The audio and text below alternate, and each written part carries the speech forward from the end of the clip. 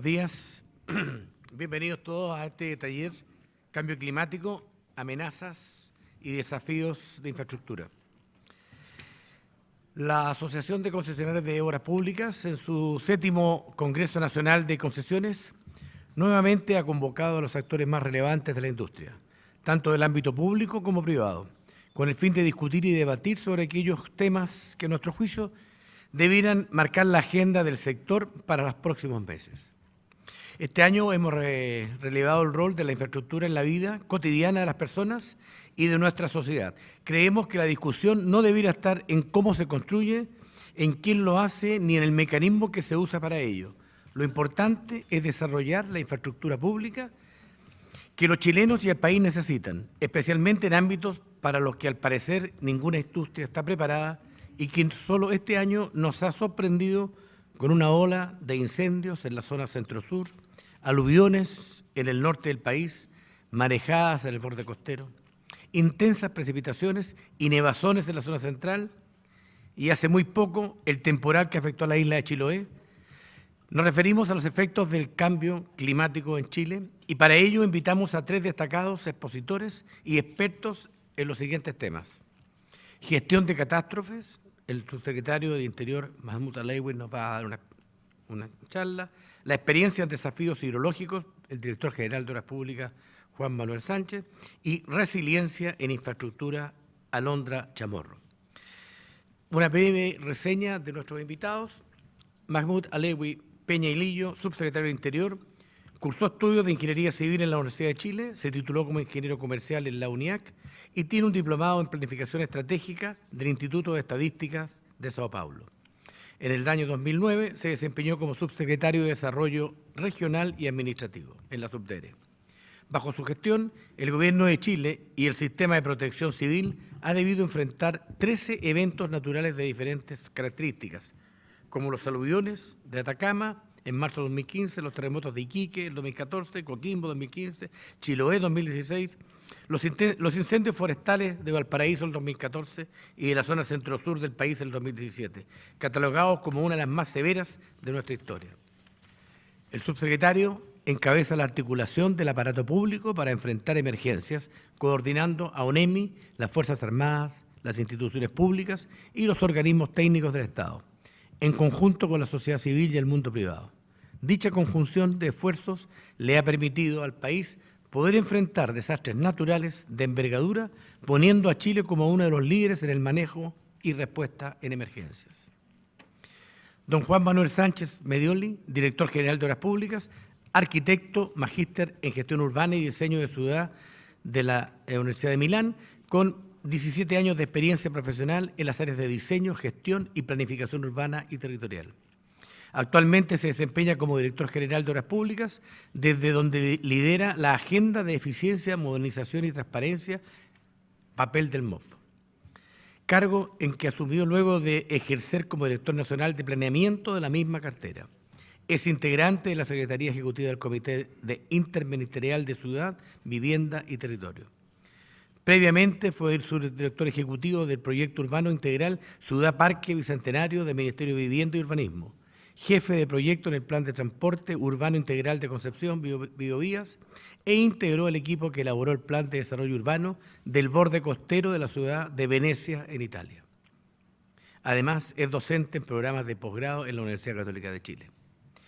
Por último, Alondra Chamorro, ingeniero civil y magíster en Ciencias de Ingeniería de la Pontificia Universidad Católica de Chile y doctor en Filosofía en la Civil Engineering University of Waterloo, Ontario, Canadá.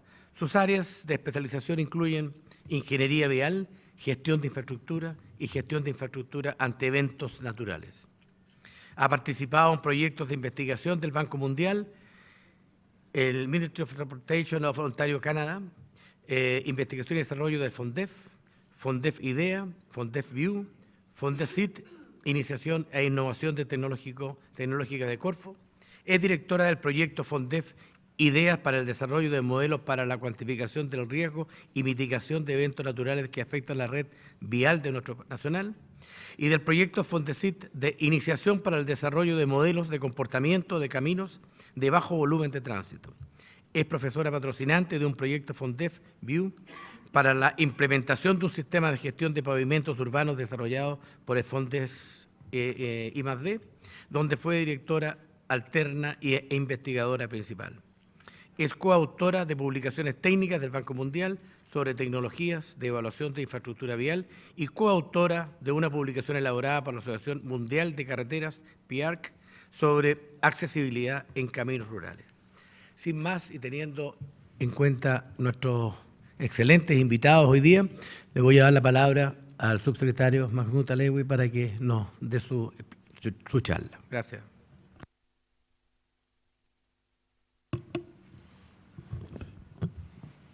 Bueno, muy buenos días o buenas tardes. Primero que nada, agradecer la invitación a este encuentro. Me han dado solo 15 minutos para exponer. Así que yo quería proponer desde el principio que en este tema a lo mejor se pudiese hacer una mesa redonda con más tiempo para poder abordarlo de manera más integral. Y voy a tratar de, en los 15 minutos, usted me llama la atención si me paso mucho.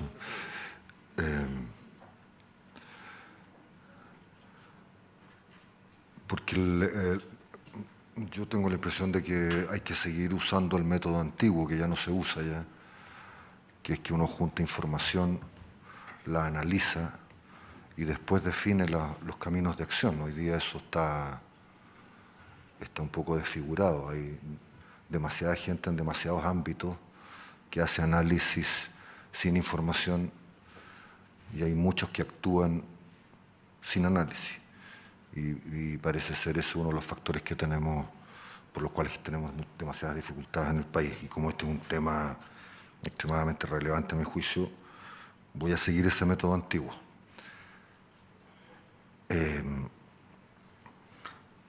Lo primero que me interesa para contextualizar, porque es el trabajo que nosotros hemos hecho en estos 3 años y algo, casi 4 años,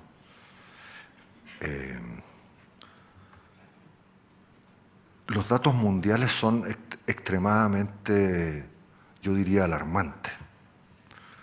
Si uno mira un periodo de 20 años, desde el año 1997 a la fecha, según el Organismo de Naciones Unidas que hace los estudios sobre la situación del planeta, en ese periodo de 20 años, 4.400 millones de personas han sido afectadas por eventos o desastres naturales.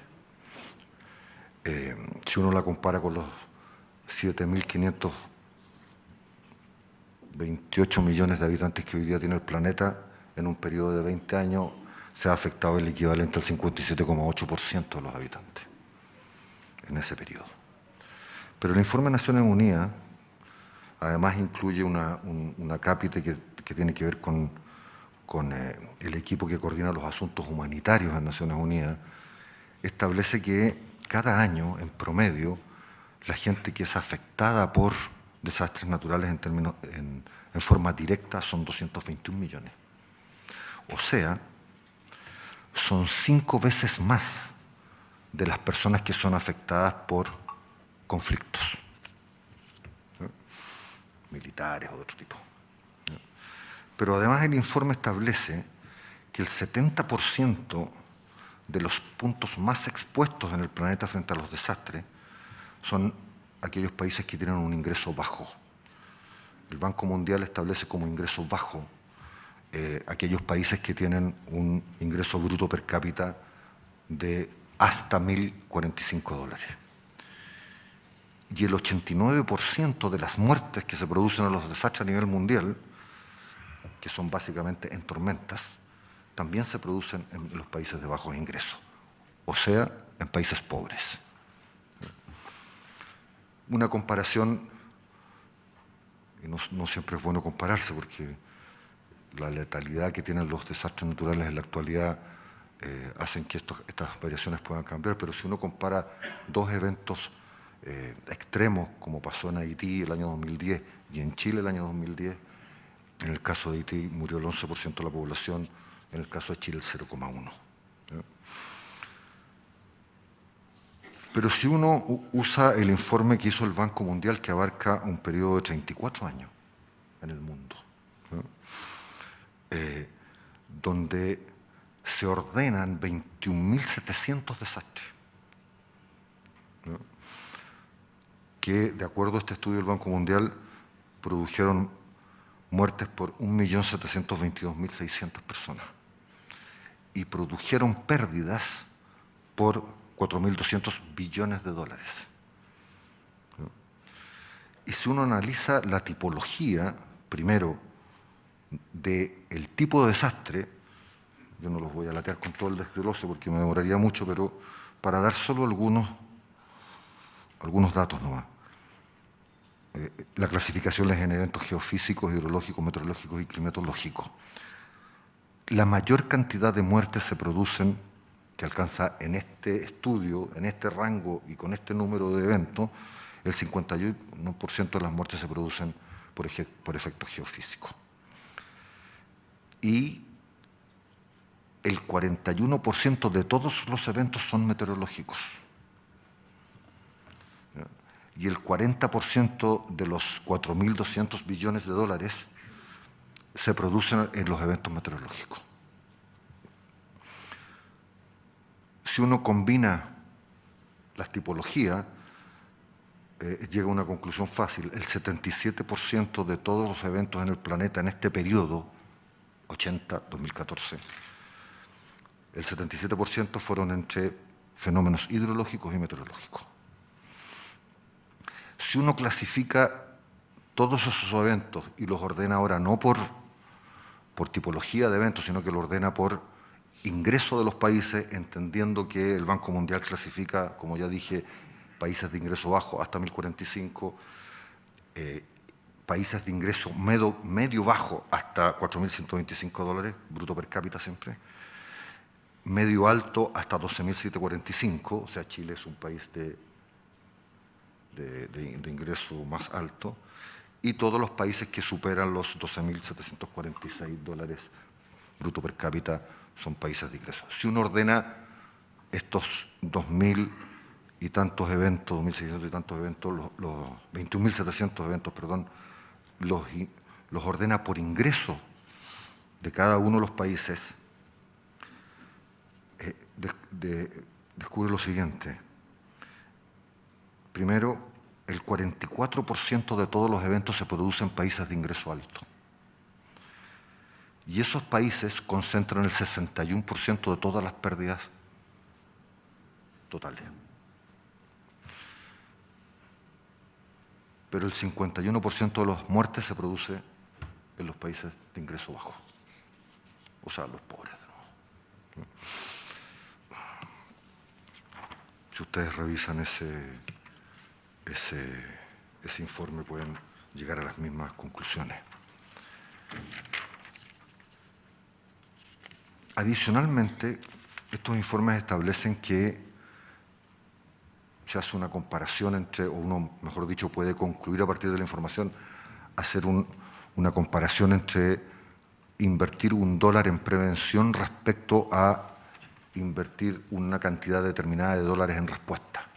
Y las conclusiones son que en los terremotos, cuando uno invierte $1 en prevención, ahorra 1,4 dólares en respuesta. Cuando esto pasa en fenómenos de viento, $1 permite ahorrar 4,7 en respuesta. Y cuando es en inundaciones, hay una que está bien de moda en Estados Unidos, $1 de prevención permite hacer un ahorro de 5,1 dólares. Entonces, en definitiva,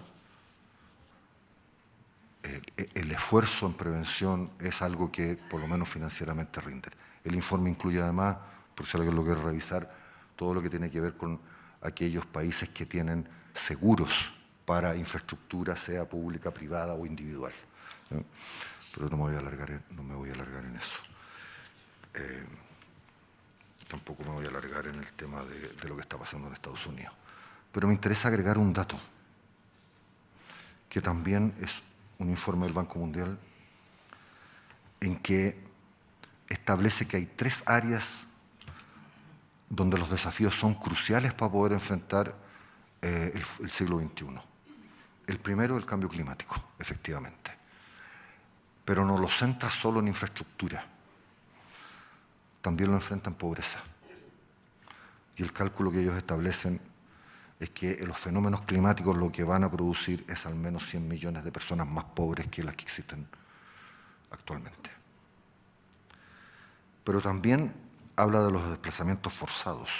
En el mundo, en el periodo que vivimos, 1 de cada 122 personas ha sido obligada a desplazarse por alguna razón, climática o no climática. Pero más advierte el tema de las epidemias. Para poner un solo ejemplo y no extenderse, en el caso del ébola, murieron 11.300.000 personas. Perdón, 11.300 personas, disculpen. Pero significó un costo de 2.800 millones de dólares en pérdidas. Entonces lo que viene es el impacto que van a tener los fenómenos de la modernidad actual, donde son, por un lado, climáticos y afectan directamente la infraestructura, pero también sociales, económicos y de otro tipo, que también van a afectar la infraestructura económica. Si el flujo migratorio sigue creciendo en los países nuestros, vamos a tener en algún minuto dificultades muy serias, por ejemplo, en vivienda. Entonces, el problema de la infraestructura no es solo un problema de clima. El problema de la infraestructura es cómo también a ese fenómeno de clima, y ahí hay expertos, ingenieros, se le van a agregar un conjunto de fenómenos actuales que van a obligar a tener una comprensión más amplia de este fenómeno. Respecto a los datos de Chile, porque para suerte nuestra nos ha tocado enfrentar, si uno mira todos los desastres del año 60 a la fecha, en estos últimos 3 años y algo, nos ha tocado enfrentar el 48% de todos esos desastres. Alguien podría decir eso es mala suerte, pero la verdad que la conclusión obvia es que es altamente previsible que cada día tengamos más eventos severos producto del cambio climático, ¿ya? Más y más severos. Eso se podría transformar en una constante creciente, ¿ya? Bueno, ustedes les ha tocado vivir, lo han visto reiteradamente. Naturalmente, todos los informes mundiales indican que Chile es un país muy propenso a estos efectos, ¿no? De hecho, la estructura de Naciones Unidas para el Cambio Climático establece que de las 9 características para clasificar un país o un territorio, Chile cumple 7. Las únicas que no cumple es que no es un país de baja altitud y tampoco es un país sin litoral o es solo un país de tránsito. Esas son las únicas 2 condiciones que no cumple. Todo el resto las cumple. Y es natural, porque en Chile tenemos, para situar un aspecto nomás, 1000 volcanes, 90 activos permanentemente. De hecho, este propio informe establece que la población que es afectada en Chile por desastres naturales alcanza el 54%, ¿ya? Y cubre el 12,9% de toda la superficie del territorio, ¿ya? Naturalmente, hay otros datos que son interesantes y que uno debiera tener en cuenta en el caso del país, es que, por ejemplo, por eventos hidrometeorológicos en Chile, se ha calculado que el daño en infraestructura, sea vial, industrial, minera, agropecuaria,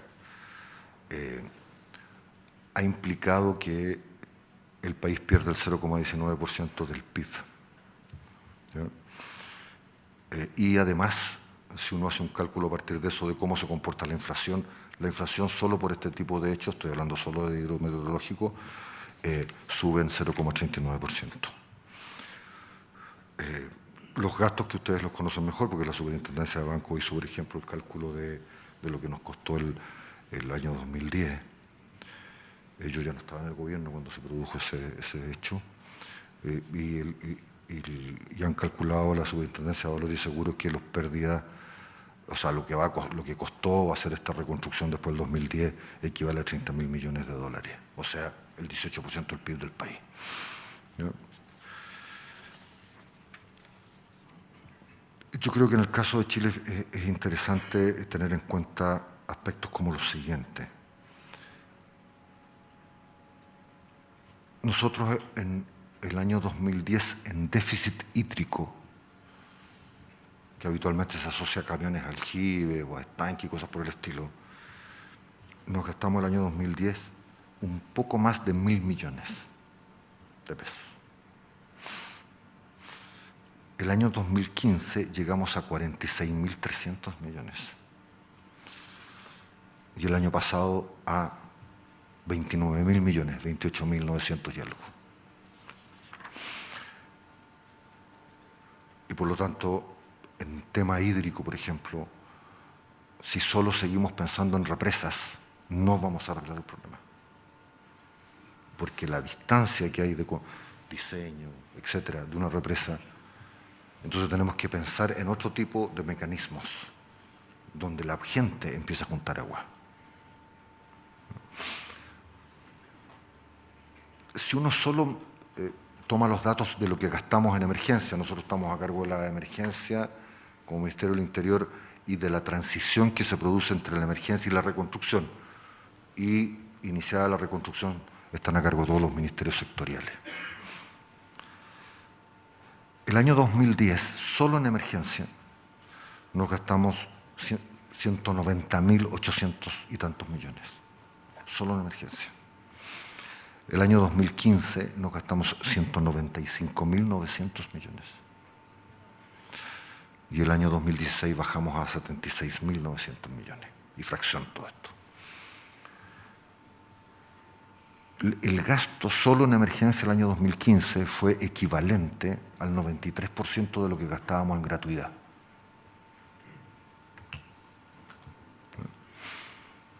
O sea, si hiciéramos caso a los informes del Banco Mundial de decir invirtamos $1 en prevención para que nos ahorremos tanto en la gestión posterior, podríamos destinar importantes recursos a iniciativas de orden social.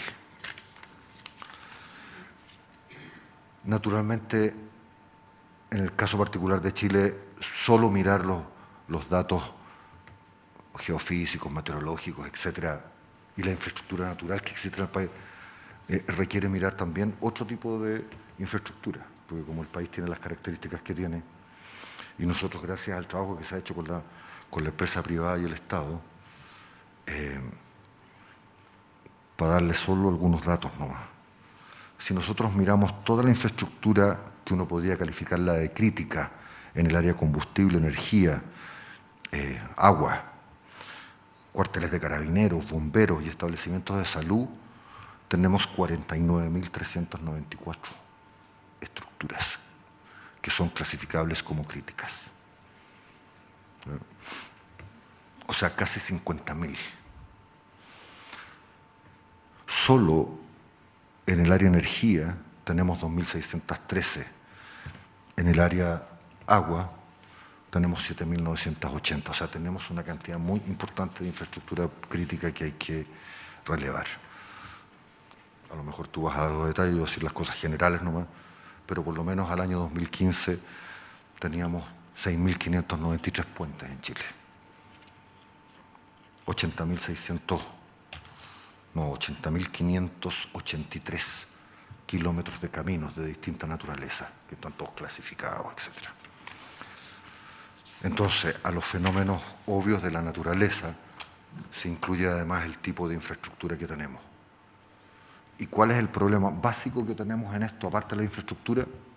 Es que seguimos construyendo infraestructura pública y privada en zonas de riesgo. Y ese es un tema que va a haber que abordar en algún minuto.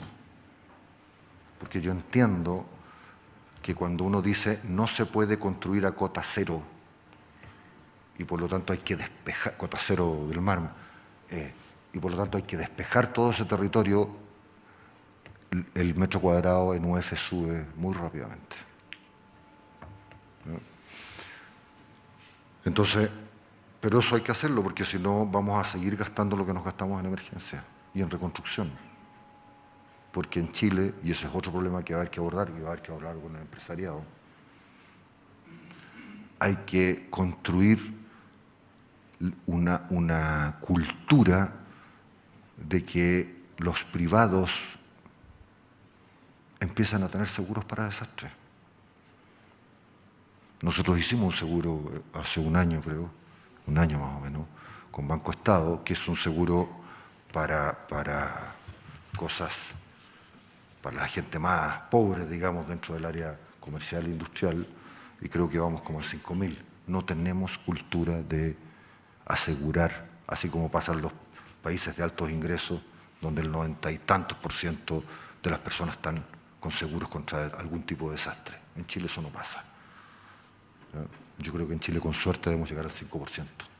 El país nos resiste que cada vez que tenemos un desastre natural, el conjunto del Estado y los privados que cooperan en esto se pongan para arreglar los problemas que tiene el resto. Ahora, nosotros ¿qué hemos hecho con toda esta información? Hay harta más, pero como no me queda tiempo ya. Nosotros tenemos una meta, o hemos ido construyendo una meta. Nuestra meta es, en todos los desastres, proteger la vida de las personas y los bienes primero. Esa es la prioridad 1. Y el concepto es que entre todos tenemos que proteger la vida de la gente y sus bienes. Y decimos entre todos, porque no solo en esta área, sino que también en el conjunto de los problemas modernos, si uno logra construir un espacio común entre el mundo privado, el Estado y la gente, los problemas no se pueden arreglar. Aquellos que creen que existen países virtuosos o instituciones virtuosas para enfrentar este y otros problemas de la modernidad actual están profundamente equivocados y no lo pueden demostrar. El cambio climático es uno de ellos, o los desastres naturales es uno de ellos. El Estado solo no puede, la empresa privada sola no puede, y la gente sola tampoco puede. Por eso que la discusión que se armó en Chile a partir de los incendios que se produjeron fue una discusión inútil, completamente inútil, y en algunos casos falsa además. Entonces, no vamos a poder enfrentar estos fenómenos si no lo hacemos entre todos. Y cuando digo entre, estoy hablando de ese espacio común, y yo creo que hay que construirlo en muchas otras áreas. El área delictual, por ejemplo. Las enfermedades.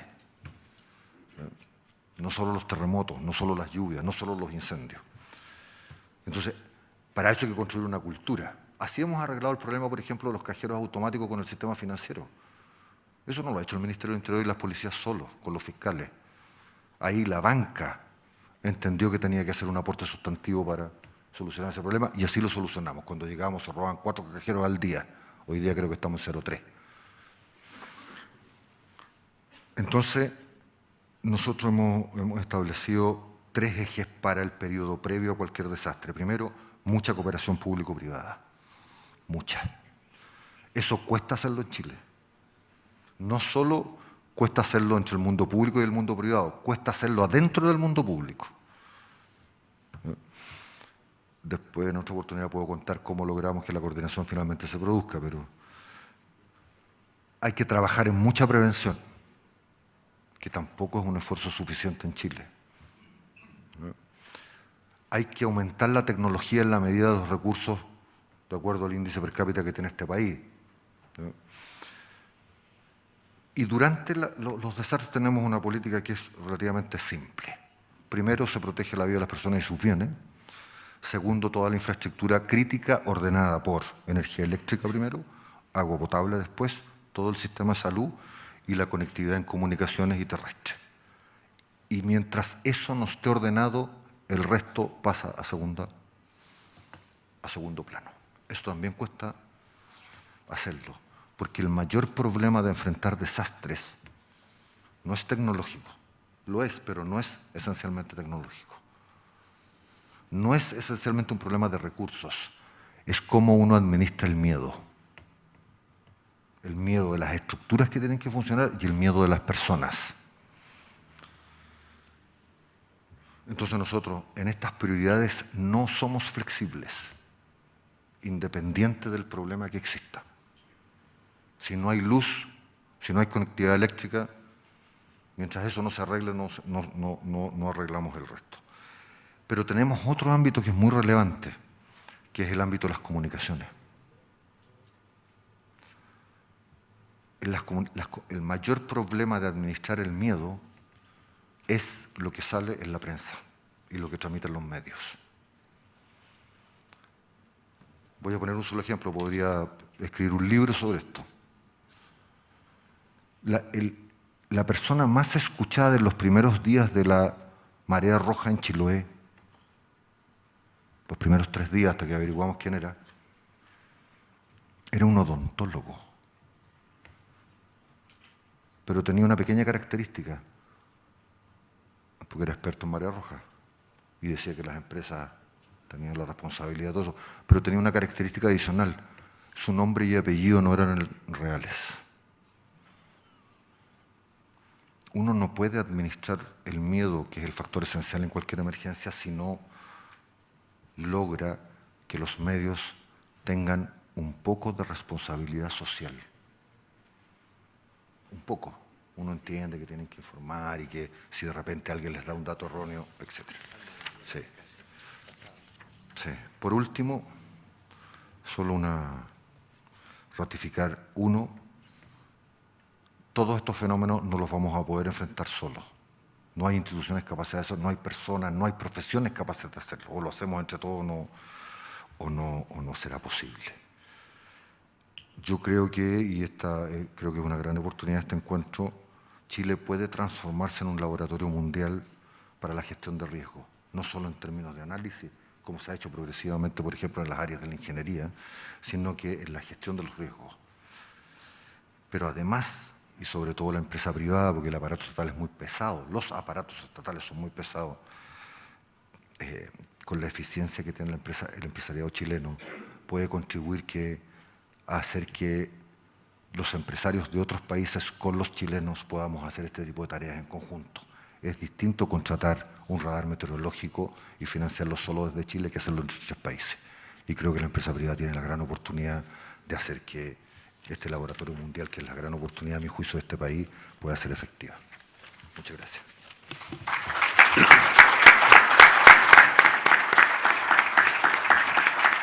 Muchas gracias, subsecretario. En realidad muy interesante y seguramente tendremos muchas consultas que hacerle al final. Vamos a tratar de dejar un poquito de tiempo. Le vamos a dar con más restricción de tiempo al director Juan Manuel que por favor nos dé su presentación. Muchas gracias. Estaba mirando yo el reloj, así que a lo menos voy a tomar voy a tratar de ser lo más breve posible. La verdad es que los datos que nos ha entregado el subsecretario son muy contundentes y la idea de la presentación que yo he preparado más bien apunta a establecer algunos elementos, algunos conceptos que permitan aterrizar un poco las cosas relacionadas más bien con la responsabilidad que tiene la infraestructura y en particular la institución a cargo de administrar los servicios de infraestructura, que es el MOP. ¿Cómo vamos a ir pasando las diapos? Eso. ¿Se puede hablar parado mejor o no? ¿Tienen un micrófono? Eso sería mucho más... ¿Hay un micrófono en la sala? Sí, había atrás. Ahí viene. Gracias.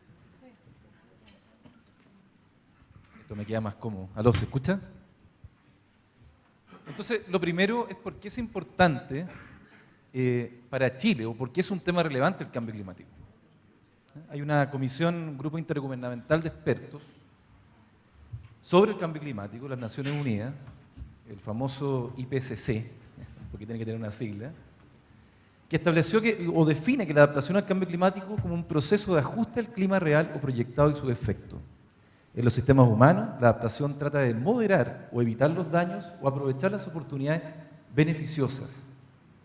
En este concepto se establece, por una parte, que efectivamente el cambio climático nos predispone a ciertos grados de vulnerabilidad y, por lo tanto, de afectaciones que se expresan en los fenómenos de catástrofe que hemos tenido, pero al mismo tiempo no olvidemos que estas mayores lluvias han podido permitir que tengamos embalses más llenos en varias de estas regiones que han sido, por una parte, muy afectadas por el fenómeno y al mismo tiempo han sido beneficiadas.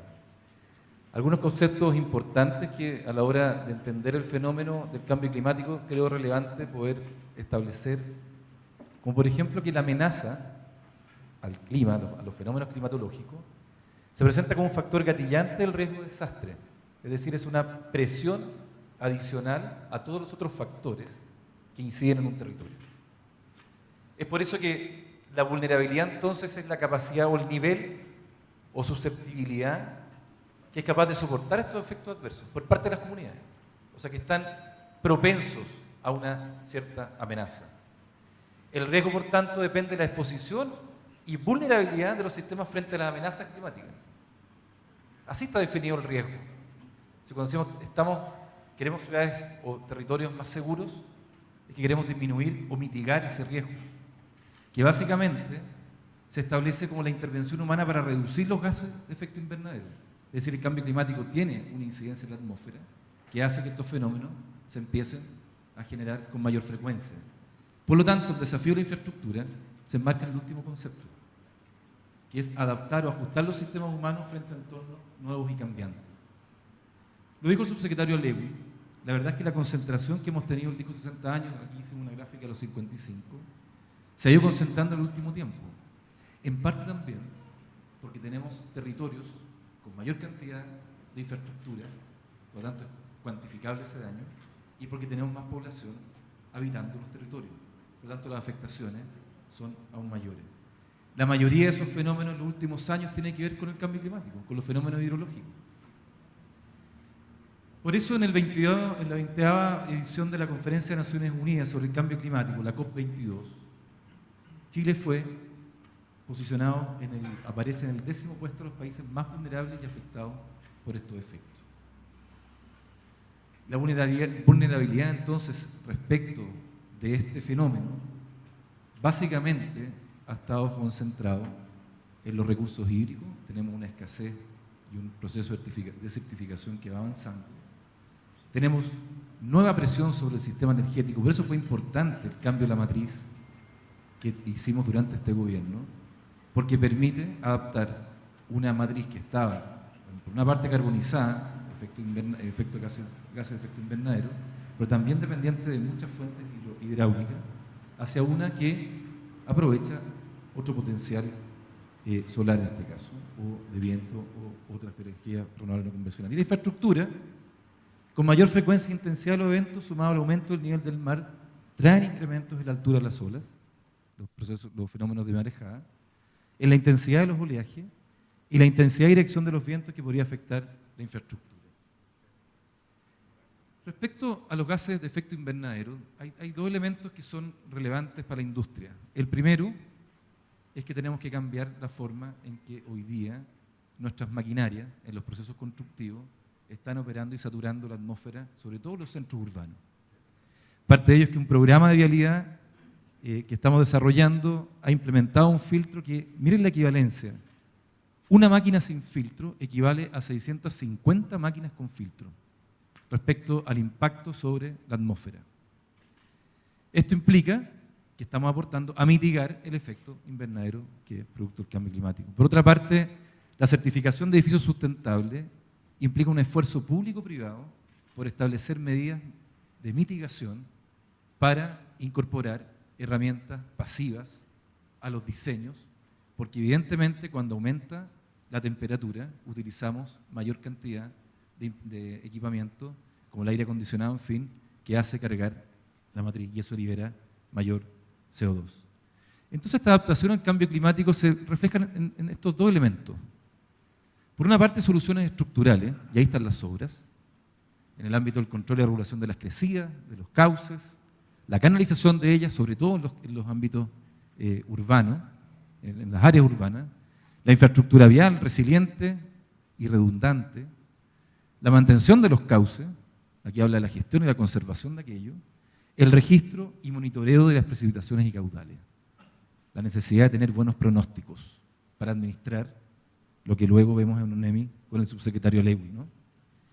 Y soluciones no estructurales. Esto va de la mano con establecer una idea de ordenamiento del territorio que tome en consideración el fenómeno.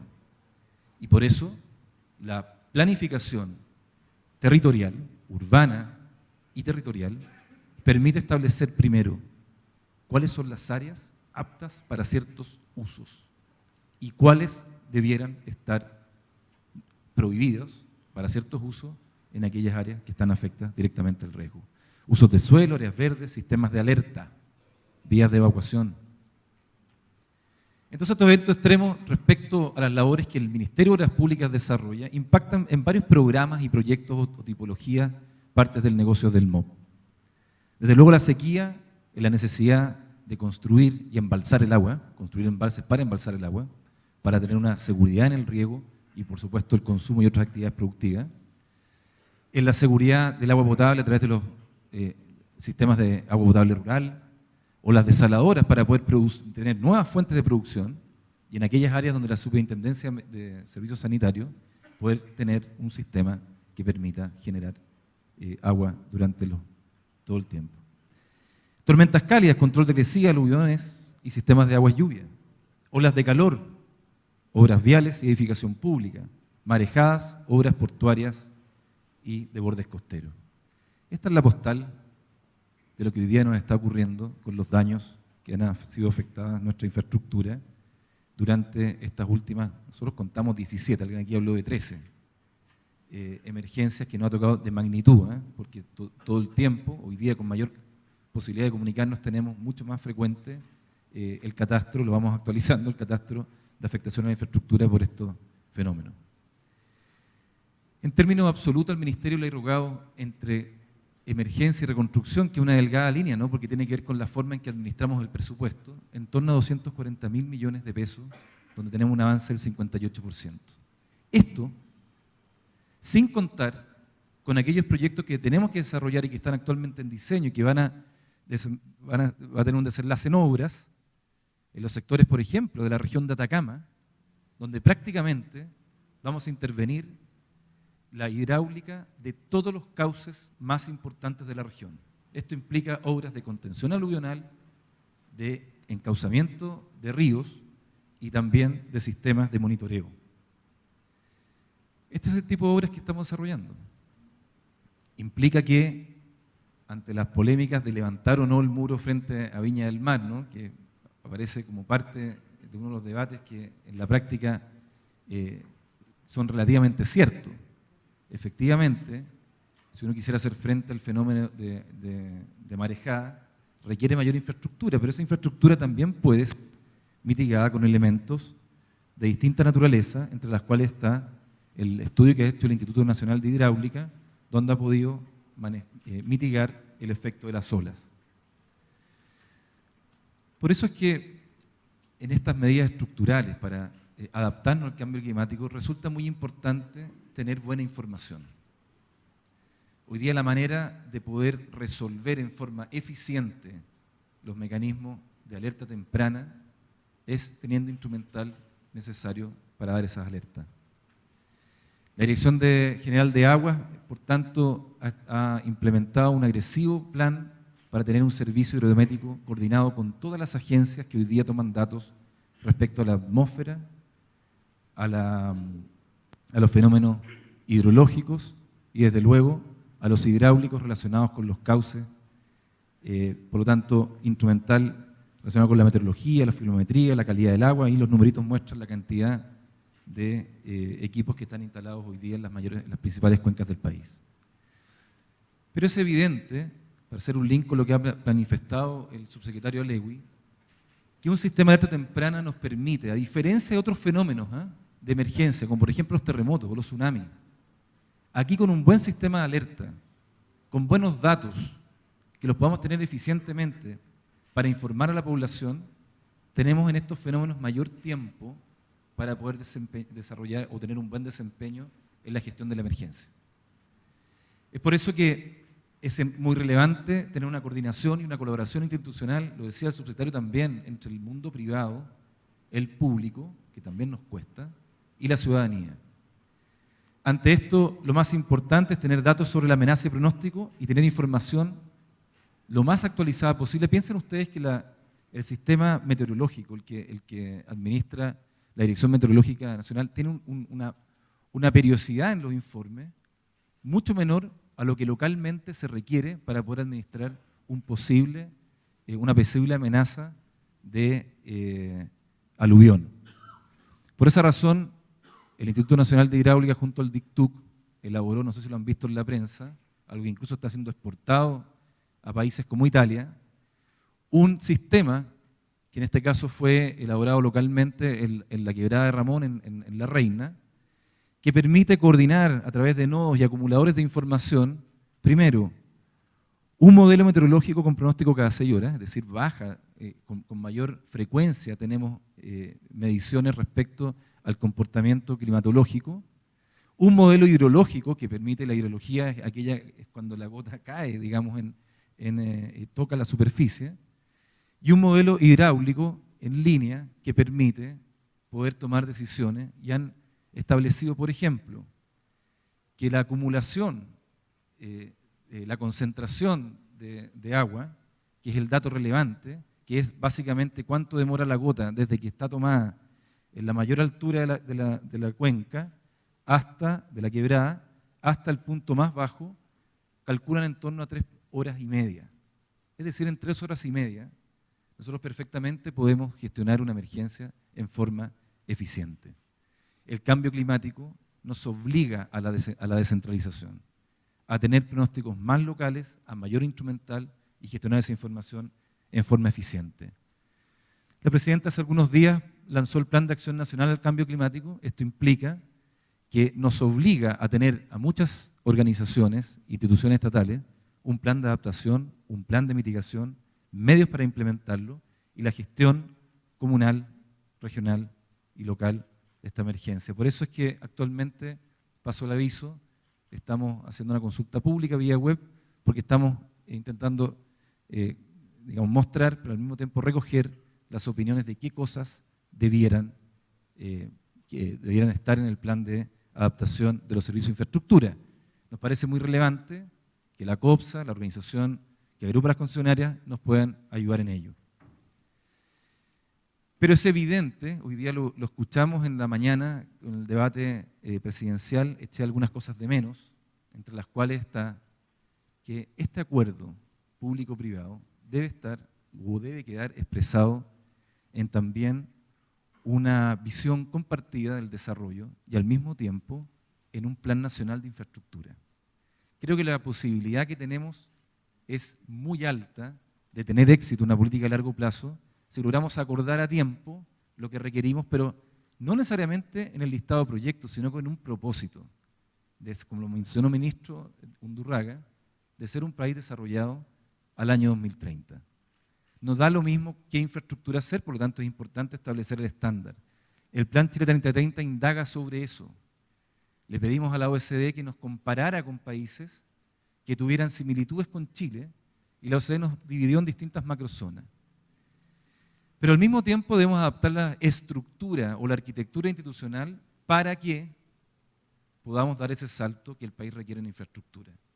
En el Ministerio, lo mencionó también el ministro, me ha tocado liderar la agenda de eficiencia, modernización y transparencia, que indaga una cosa que no es muy atractiva, ¿no? Que tiene que ver con procesos internos, tiene que ver con modificaciones regulatorias, reglamentarias, bases de licitación, la manera en que nos organizamos internamente. Ha sido un trabajo arduo, porque implica intervenir una organización en su cultura. Por esa razón, por ejemplo, para eficientar los procesos licitatorios, prontamente lo haremos también en concesiones, pero para la línea regular implementamos la licitación en línea, o el registro en línea de contratista, es decir, un trato distinto con nuestros proveedores, de modo a hacerle más eficiente el trámite, dado que nos interesa que las obras, quienes tienen la responsabilidad, me quedan 2 láminas, la responsabilidad de llevar adelante nuestro cometido, pueda hacerlo en forma eficiente con el MOP esa relación. Y respecto a los temas de cambio climático, la gestión de la emergencia, estamos articulando las plataformas para que la información que emana desde nuestros funcionarios en terreno respecto a la conectividad vial, además de aquella que es provista por las concesionarias, pueda estar en línea con instrumentos que la ciudadanía utiliza. Hemos perdido mucho tiempo en el MOP, somos muy eficientes en establecer el catastro de daños ante una emergencia. Porque finalmente nuestra labor, como lo dijo el subsecretario Alewi, es dedicarnos a construir, a reparar aquello o rehabilitar aquello que fue dañado. Pero hemos sido poco eficientes para poder informar en el menor tiempo posible si una ruta está habilitada o no habilitada. Y se nos ha generado un cierto enredo. Mostramos que una infraestructura está dañada y por lo tanto ha perdido conectividad, sin embargo la conectividad está repuesta de otra manera en forma parcial. Si ustedes se meten hoy día a su teléfono celular, ponen Google Maps, me imagino que lo conocen, van a la función tráfico, se van a dar cuenta que aparece prácticamente toda la red con información. Pero si se van a la ciudad de Chañaral, van a notar que aparece Chañaral en la ruta 5 cortada. Eso es efectivo. La antigua ruta 5, que fue dañada por el aluvión del 2015, se encuentra interrumpida. Pero la conectividad de la ruta 5 no está interrumpida, está conectada. Por lo tanto, lo que estamos haciendo a través del convenio con Google Maps y Waze es utilizar la plataforma de Transporte Informa precisamente para darle información adecuada a los usuarios de la conectividad. Con esto termino. Hoy día también en la mañana se habló sobre la necesidad de contar con un nuevo sistema de evaluación social. Esto es súper relevante. Nuestra metodología de evaluación no incorpora estos elementos en forma efectiva. Recientemente tuvimos un encuentro en CEPAL donde algunas experiencias, por ejemplo, en Perú nos podrían ayudar. No hemos rebanado los sesos intentando descubrir cuáles son aquellos elementos que determinan una mejor evaluación. Sin embargo, los peruanos dijeron algo muy sensato.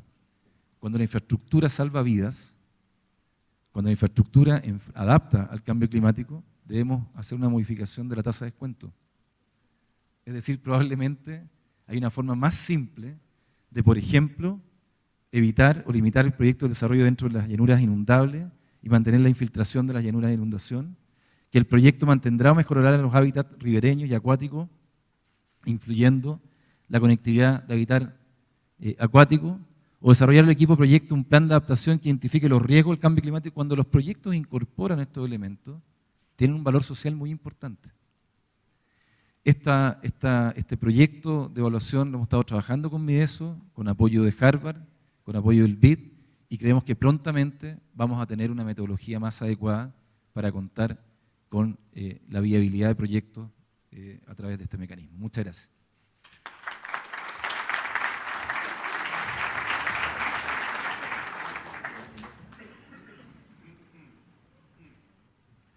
Bien. Muchas gracias, director. Ahora le vamos a dar la palabra a Alondra Chamorro para que nos haga su presentación. ¿Aló? Ahí está. Bueno, buenas tardes. Voy a tratar de ser lo más eficiente y breve dentro del tiempo que me dejaron los otros expositores.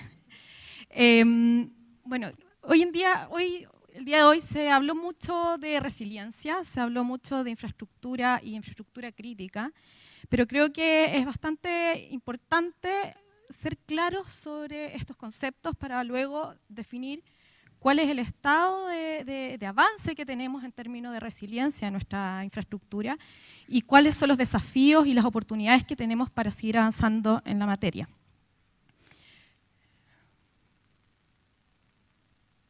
No, está en la última. Estaba en la última.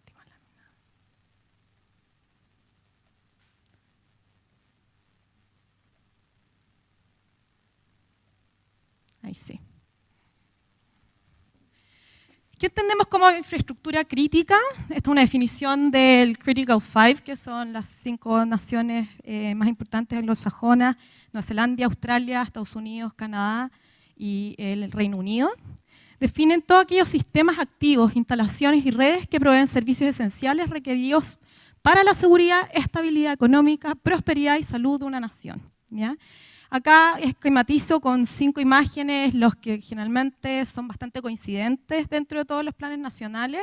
Sin embargo, y ahí está el detalle, es cuestionarnos cuáles son realmente nuestras infraestructuras críticas, ¿ya? Si bien, por ejemplo, Estados Unidos dentro de este marco define estos 5 críticos a nivel común con las otras naciones, en Estados Unidos se han definido 13 infraestructuras críticas y que tienen que ver también con cuáles sectores productivos relevantes para la nación, como también, por ejemplo, el sector financiero, ¿ya? Entonces, la primera pregunta es, ¿cuál es esa infraestructura crítica y que ésta esté alineada a la estrategia nacional? Segundo, entender que son redes y sistemas complejos interdependientes. Es decir, y acá los esquematizo, por ejemplo, con lo que sucede en redes urbanas, es que tengo distintas capas con distintas infraestructuras que son interdependientes y que actúan distinto dependiendo de, por ejemplo, el efecto de una amenaza de origen natural, ¿ya?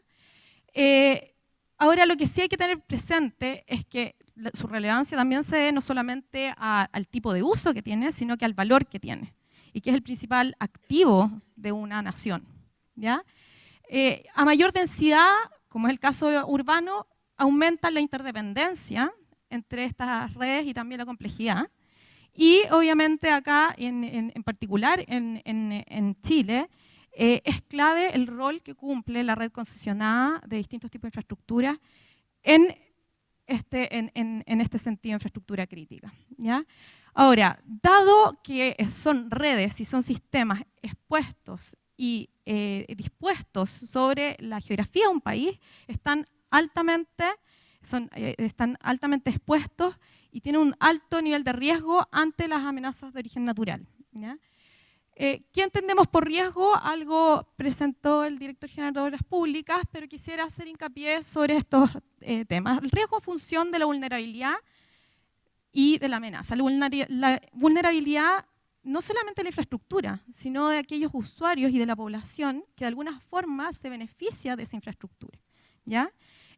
Lo cual le agrega un grado de complejidad a la mirada solamente de operar la infraestructura existente, ¿ya?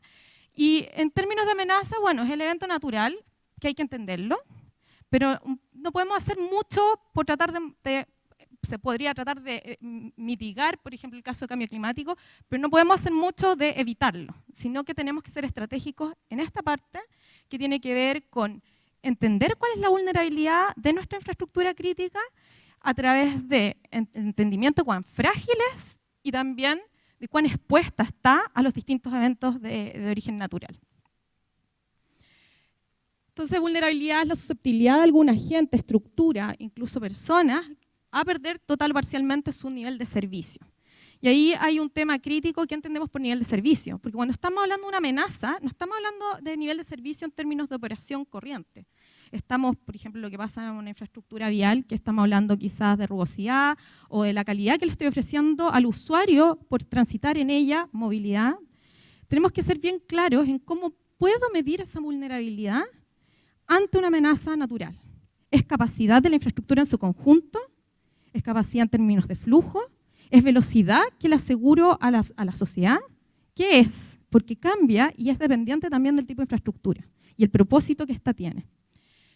Amenaza, como decía, es algo que no podemos controlar, pero sí podemos eventualmente tratar de entender en términos de probabilidad de ocurrencia y en términos de intensidad esperada, ¿ya?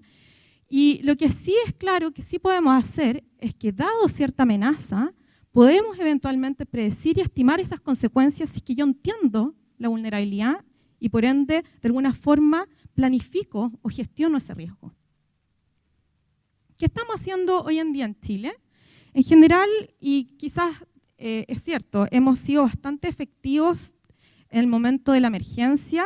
Hemos sido bastante efectivos en mirándolo a largo plazo y comparándonos con otras naciones en particular respecto a aquellas que están en vía de desarrollo o todavía no llegan al nivel de desarrollo en Chile, es que en términos de diseño hemos aprendido bastante en cuanto a riesgo y cómo nos hacemos cargo de las amenazas. Sin embargo, muchas de las infraestructuras que diseñamos no consideran el efecto de las amenazas. Y lo pongo como ejemplo, los pavimentos.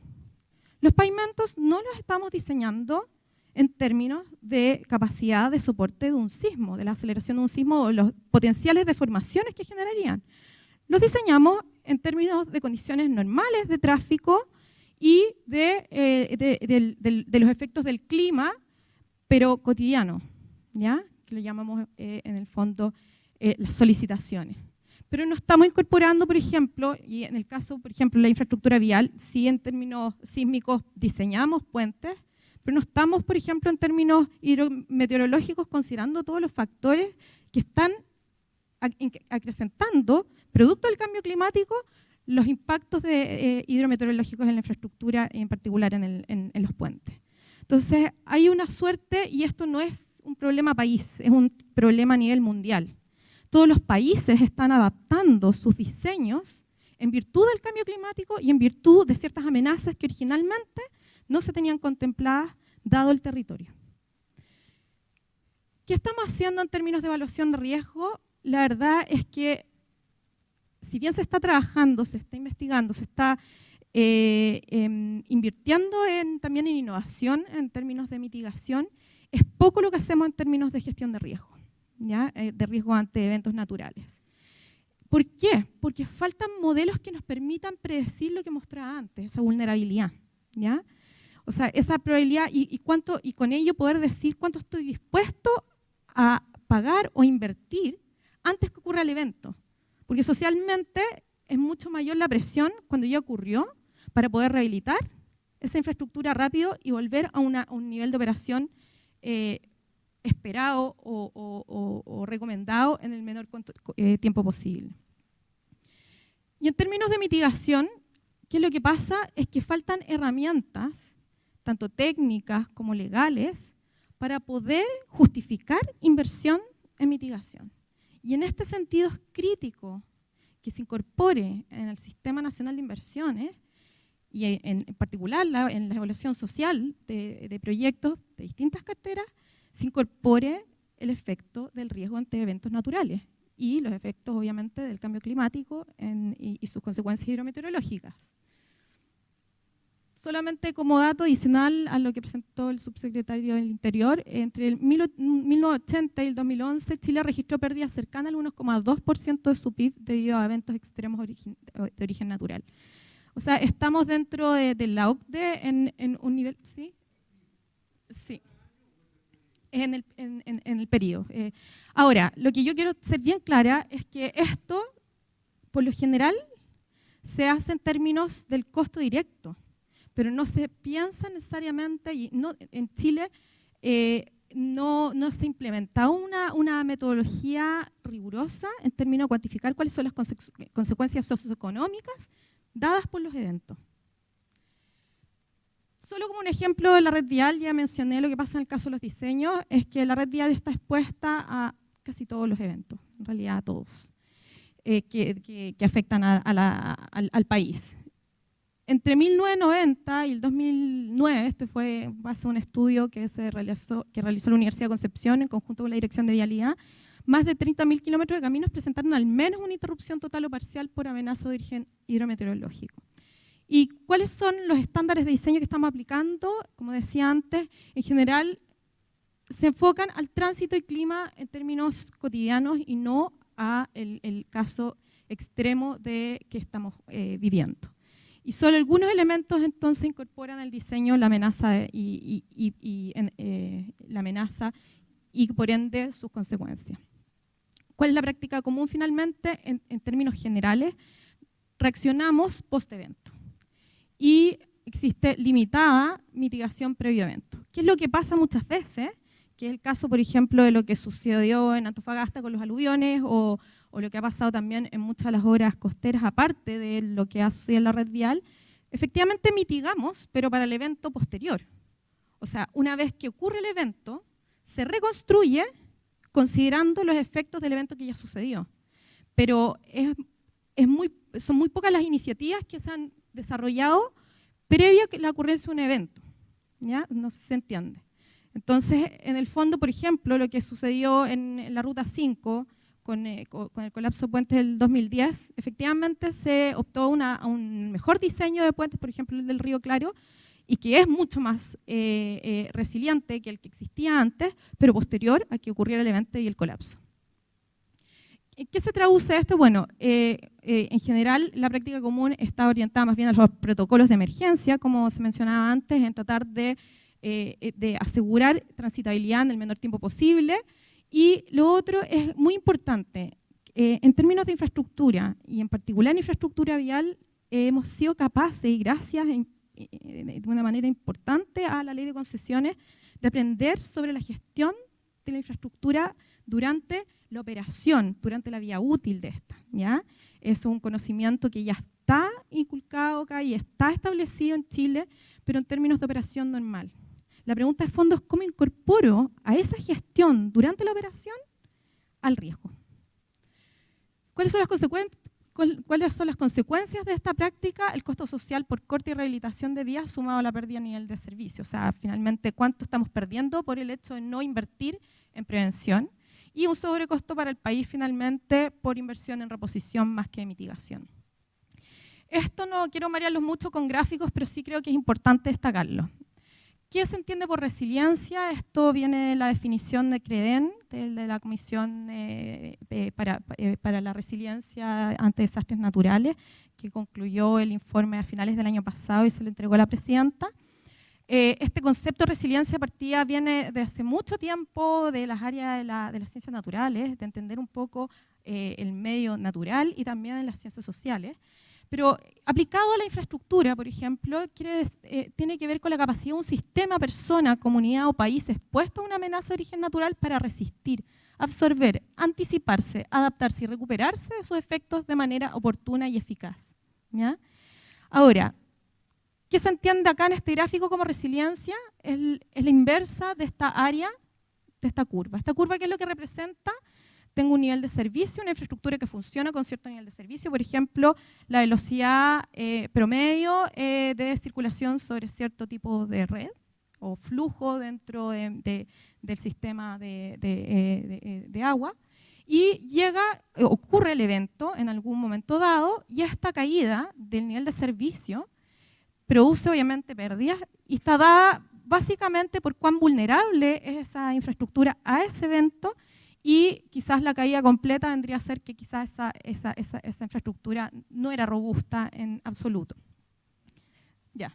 La robustez es dependiente de la fragilidad, de la exposición, pero algo importante, como no son infraestructuras puntuales, son redes, es también dependiente de cómo interactúan los distintos elementos de esa red y la redundancia de esta. ¿Cómo lo podemos hacer para recuperarnos lo más rápido posible? O sea, disminuir esa área. Tengo dos opciones. Lo que se hace hoy en día es que ocurrió el evento, trato de actuar lo más rápido posible. La otra alternativa es evitar que caiga tanto esa condición y esa pérdida a nivel de servicio a través de inversión en mitigación. Si no, vamos al detalle de estas palabras, sí, efectivamente nos recuperamos con un alto costo social y económico, pero sí nos recuperamos. Nos adaptamos, sí, nos hemos ido adaptando de manera lenta y dependiente de los eventos que ocurren. El problema está acá, nos estamos anticipando oportuna y eficazmente, no, porque finalmente estamos haciendo poca gestión del riesgo. ¿Cuáles son los desafíos? Primero, conocer cuál es ese nivel de riesgo. Y para eso tenemos varios aspectos que entender. Primero, cuál es la infraestructura crítica del país y cómo se compone. ¿Ya? Y en ese sentido, el rol clave de la red concesionada, y no solamente pensando en la red concesionada actual, sino que también entendiendo que parte importante de la redundancia la da la red secundaria, no solamente red vial, sino que de cualquier red. ¿Cómo estamos haciéndonos cargo de ella? ¿Existen oportunidades de ser eficientes en la mitigación considerando el resto de la red y su redundancia? ¿Qué amenazas existen y cómo afectan a la infraestructura? Este tema no está resuelto 100%. No entendemos necesariamente bien cómo adecúan nuestros diseños a esas amenazas. ¿Cuál es el nivel de servicio actual y esperado de la infraestructura en términos de amenaza? ¿Ya? ¿Y cuál es el nivel de riesgo de la infraestructura crítica del país? O sea, ¿sabemos realmente cuál es la probabilidad de daño que puede llegar a generar cierto evento? La respuesta es que estamos trabajando en términos de investigación y en términos de trabajo colaborativo con las distintas instituciones. Pero todavía son preguntas que no se han respondido completamente. Y otro tema importante, la estrategia de inversión en resiliencia. ¿Cómo y cuánto invertir en resiliencia? ¿Conocemos los impactos socioeconómicos de los eventos? Todavía hay muchas dudas y interrogantes que responder. ¿Existen mecanismos para invertir en mitigación? Existen oportunidades en ese sentido. O sea, se puede mejorar el Sistema Nacional de Inversiones, se puede integrar en ese sentido las concesiones y también una oportunidad en lo que es el Fondo de Infraestructura. Y finalmente, ¿cómo integro la resiliencia en la gestión de infraestructura? Es a través de gestión de riesgo y resiliencia. Para terminar, ciertas oportunidades. Primero, que existe interés común, y se ha visto hoy día, por todos los sectores, en tratar de resolver este problema y de seguir avanzando en materia de resiliencia y de riesgo. Está como punto clave la estrategia planteada por CREDEN, que plantea 14 tareas y 5 condiciones habilitantes, entre las cuales una muy importante es hacernos cargo en términos institucionales y crear la institucionalidad necesaria para ello. Existe conocimiento y está mucho de este conocimiento en desarrollo y hay mucha colaboración actualmente en términos de academia y sector público-privado. Está la ley de concesiones, como mencionaba antes, y el Fondo de Infraestructura, que son una oportunidad. Y existe un potencial, como comentaba el subsecretario del Interior, de que si entendemos claro cuál es el problema que tenemos en nuestro país y nos damos cuenta de la oportunidad que tenemos de ser referente a nivel mundial, sería un paso importante también en el desarrollo. Solo para terminar, quisiera destacar un proyecto en que estamos trabajando en conjunto con COPSA, el MOP, ONEMI, también con la Universidad Concepción, la Universidad Católica Sigiden y la Universidad Waterloo en Canadá, en desarrollar un sistema de gestión integrado para manejar el riesgo de la red vial nacional. Y en ese sentido hemos avanzado harto, ya entendemos qué es lo que está pasando en términos de vulnerabilidad volcánica, por ejemplo. Esta es la simulación, desarrollamos un software. Esta es la simulación de erupciones del volcán Villarrica. Acá está el lago Villarrica, acá está el camino. Y cómo afectan la infraestructura vial para distintos tipos de eventos vulcanológicos. Estamos entendiendo cuál es la fragilidad de nuestra infraestructura. Esta es la fragilidad de los puentes ante eventos sísmicos. Y también estamos trabajando en cómo cuantificar y cómo estimar cuáles son las medidas de mitigación más efectivas en términos de costos y también de reducción del riesgo. Eso.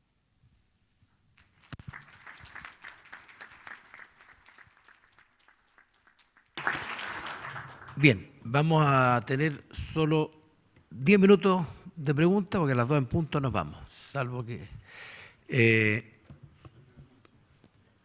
por ahí. Aló. Hola, buenas tardes. Mi nombre es Paola Pérez, trabajo en la Dirección de Aeropuertos del Ministerio de Obras Públicas. Y quería hacer una pequeña aclaración. Trabajé durante 10 años en el Ministerio de Planificación, por lo tanto, cada vez que nombran el Sistema Nacional de Inversiones, Evaluación Social, me siento tocada.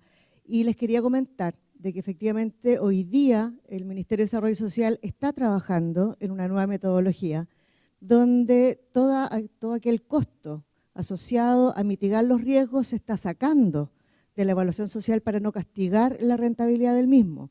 Y que son, más que el tema de Perú, están acondicionando la metodología que se usó o se está usando en Costa Rica.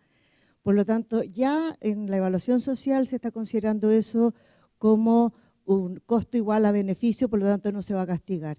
Así que ya es un avance, por lo menos nos ha tocado como aeropuertos trabajar en eso. Muchas gracias por el comentario. Y sí, efectivamente, de hecho, también integro esta mesa y participo como Sigiden y como como representando la academia en justamente definir sus lineamientos. El tema de fondo es que si no entendemos cuál es el nivel de riesgo de nuestra infraestructura, es difícil poder llevar una metodología objetiva de cuantificar los impactos en términos sociales de las mitigaciones.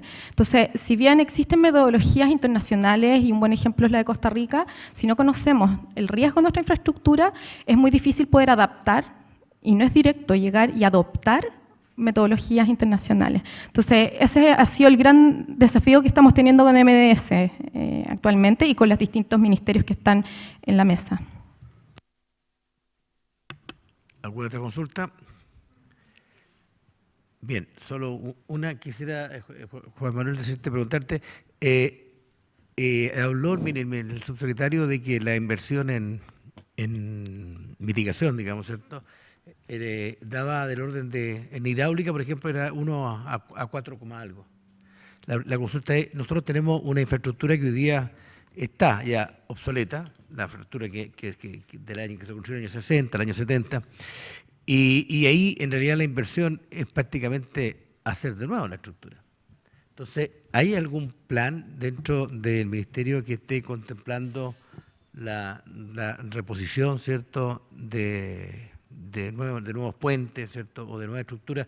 Porque claro, hay cosas que se pueden proteger, pero hay otras que simplemente no tienen protección, tal como decía el presidente en la mañana, los puentes van a quedar bajo agua, porque el cambio climático está cambiando, por lo tanto tenemos nuevas estadísticas y tenemos nuevas normas de diseño, se exigen más años de periodo de retorno, y si uno le pone esos datos, la estructura queda bajo agua.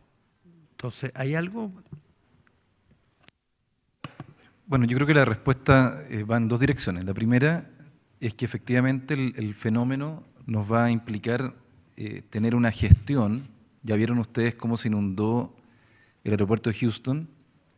No es la primera vez que se interrumpe por razones meteorológicas un aeropuerto tan importante, un hub de América del Norte, y por lo tanto esa gestión requiere, en el caso chileno, por ejemplo, mencionar el caso de la Ruta 1, que cuando hemos tenido alguna amenaza o un pronóstico meteorológico severo, nosotros hemos terminado cortando temporalmente el flujo por la ruta, de modo de que existiendo una alternativa, los usuarios puedan tomar, por lo tanto, esa alternativa. Y lo segundo tiene que ver con el futuro y con más infraestructura.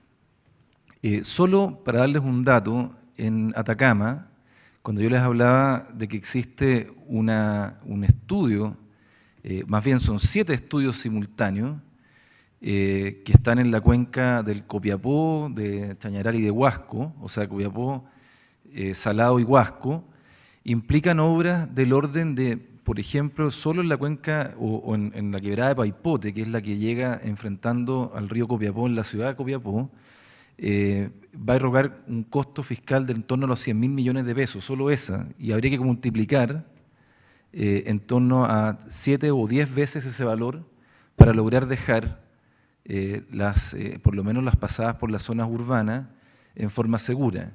Y esto implica una responsabilidad, cuando se dice público y privado, claro, no solamente se está refiriendo a los temas de financiamiento, ¿no?, sino que también al esfuerzo que hagan las comunidades, por ejemplo, en el caso de las comunidades y también los actores sociales y económicos o privados, como por ejemplo en el caso de las ciudades más afectadas por estos fenómenos, implica algo que hemos establecido como un dogma, ¿no?, que es rectificar, ensanchar y profundizar los cauces.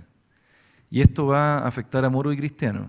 En la ciudad de Copiapó existe un mall que estrecha el cauce y va a tener que sufrir modificaciones, pero eso creo que abre una oportunidad enorme, porque dado el caso tan extremo que hemos tenido en Chañaral, en ciudades específicas, abre un espacio de un pacto social, económico y político relevante. Cuando gestionamos la emergencia, la última que tuvimos en Copiapó, más bien tuvimos una alerta de emergencia, movilizamos incluso New Jersey para poder transformar la avenida Copayapo, que es la ruta 5 antigua, en un cauce temporal. Es decir, si se desbordaba nuevamente, gente que se vio afectada por segunda vez, no nos podíamos permitir que se afectara por tercera vez, ¿no? Dado que tenemos un puente insuficiente que fue construido en torno a un plan de mitigaciones viales que no fue suficiente, implica que entonces las comunidades hoy día, al ver al MOP desplegado en terreno, ensanchando los cauces, incorporando maquinaria para mover la tierra, poniendo infraestructura que permita, que es algo más robusto que los sacos de arena, implicó que la comunidad empezó a organizarse y empezó a salir a la calle, a ayudarnos con sus palas, a intentar destrabar o destapar los sumideros. Y esta experiencia es algo que yo creo que podríamos empezar a adquirir. Algo estamos haciendo, por ejemplo, en el caso del agua potable. Hoy día la labor que ha estado haciendo la Superintendencia de Servicios Sanitarios con el subsecretario Lewy es ir a hablar con los gobiernos locales para establecer las mismas alertas que se establecen para los terremotos, la alerta temprana, o sea, la amarilla, roja, azul, cuando tengamos algún anuncio que va a ser afectada a las fuentes de producción de agua. Y esto implica que la gente, todos nosotros, ciudadanos, nos vamos a tener que empezar a adaptar a eso. Pero sin perjuicio, y para contestar tu pregunta, parte de lo que se requiere construir para adaptarnos a este cambio climático va a ser parte del plan del Chile 2030. Una parte importante de esas obras necesarias en protección de bordes costeros, de riberas, de control aluvional, que son infraestructuras muy costosas. Solo el plan, por ejemplo, una quebrada en la ciudad de Antofagasta, después de los episodios del 91, le costó al fisco en torno a valor presente algo así como 40.000 millones en una quebrada que beneficia indudablemente a la ciudad, pero que tiene esta complejidad de la evaluación porque efectivamente el costo versus el beneficio directo no da dentro de la metodología rentable. En circunstancias que hoy día tenemos prácticamente una parte muy importante de la ciudad de Antofagasta segura, también hay que decirlo, que el tope o el límite o el retorno que estas infraestructuras han sido calculadas, que ha cambiado de acuerdo al cambio climático, también tiene un límite. Es decir, por eso la idea de poder articular en forma eficiente, por una parte, la gestión de la emergencia, es decir, que las personas tengamos más capacidad para autoabastecer o digamos, hacer lo suficiente como individuos para poder atender a una posible emergencia. Lo segundo es tener un ordenamiento del territorio donde tengamos claridad respecto a qué áreas están susceptibles a amenazas, son vulnerables. Y tercero, cuáles son las obras que requerimos para poder mitigar ese efecto. Y cuando digo equilibrio, es que no es posible pensar que vamos a mitigar la totalidad del fenómeno. Vamos a tener que equilibrar las tres. Una buena capacidad de gestionar la emergencia, un buen ordenamiento territorial con reglas claras y obras que permitan generar la seguridad suficiente para aquellos centros poblados. Bien, muchas gracias. Son las 2, así que nos vamos al almuerzo. Agradezco a Londra, agradezco a Juan Manuel y al subsecretario Mahmoud Alewi, aunque no está en este minuto. Muchas gracias.